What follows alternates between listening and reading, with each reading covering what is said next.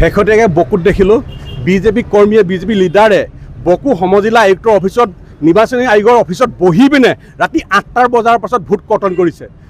অসমৰ ভাৰতবৰ্ষৰ প্ৰত্যেকজন নাগৰিকৰ এটা অধিকাৰ আছিলে, সংবিধানে দিয়া অধিকাৰ, ভোটাৰ অধিকাৰ। সেই ভোটাৰ অধিকাৰৰ পিছত বিজেপি চৰকাৰে অৰুণোদয় 1250 টকা দি, কৃষকক 2000 দি বা যিসমূহ হিতাধিকাৰী আঁচনি দিয়াৰ পাছতো বিজেপিয়ে ভাবিছে যে আমি জিকিব নোৱাৰোঁ, আজিৰ তাৰিখত অসমৰ জনগণ বিজেপিৰ পক্ষত নাই বুলি ভবাৰ পাছতো বিজেপি চৰকাৰে ভোট চুৰ কৰিছে।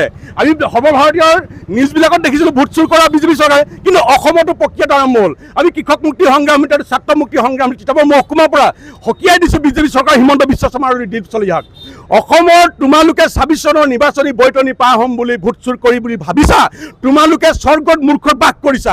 হিতাধিকাৰী দিয়াৰ পাছতো তোমালোকে মানুহৰ ভোট ল'বলৈ সক্ষম হ'ব পৰা নাই, তাৰ কাৰণে ভোট মানুহক কৰ্তন কৰিছা। কিন্তু তোমালোকৰ এই আশা চেঁচা পানী অসমৰ 3,40,00,000 জনসংখ্যাই 2026 চনৰ নিৰ্বাচনত তোমালোকক প্ৰত্যুত্তৰ দিব।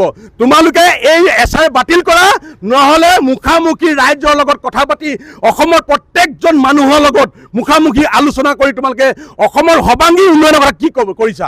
আজি তাৰিখলৈকে সৰ্বাংগী উন্নয়ন একো কৰিব পৰা নাই। হিতাধিকাৰীৰ যোগেদি মানুহক হেলেহুৱা কৰিছে, মানুহক যিসমূহ মানুহক কৰ্মমুখী আছিলে কৰ্মভূমিক মানুহক এলেহুৱা কৰিলে। আৰু এই বিজেপি চৰকাৰক আমি অসমৰ প্ৰত্যেকজন মানুহক আহ্বান জনাইছোঁ, এই বিজেপি চৰকাৰক বৰ্জন কৰিব লাগিব।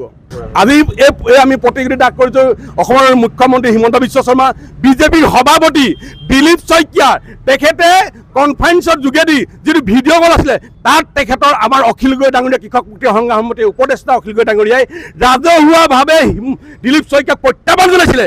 সেই ভিডিঅ' অসমৰ ৰাইজক ভিডিঅ' যোগেদি জনাই দিব, ভিডিঅ' দিবৰ কাৰণে প্ৰত্যাহ্বান জনাইছিলে, কিন্তু সেই প্ৰত্যাহ্বান দিলীপ শইকীয়াই গ্ৰহণ কৰিব পৰা নাই। সঁচা কাৰণে গ্ৰহণ কৰিব পৰা নাই, সঁচা কাৰণে তেখেতে ভিডিঅ' দিব পৰা নাই অসমৰ ৰাইজক।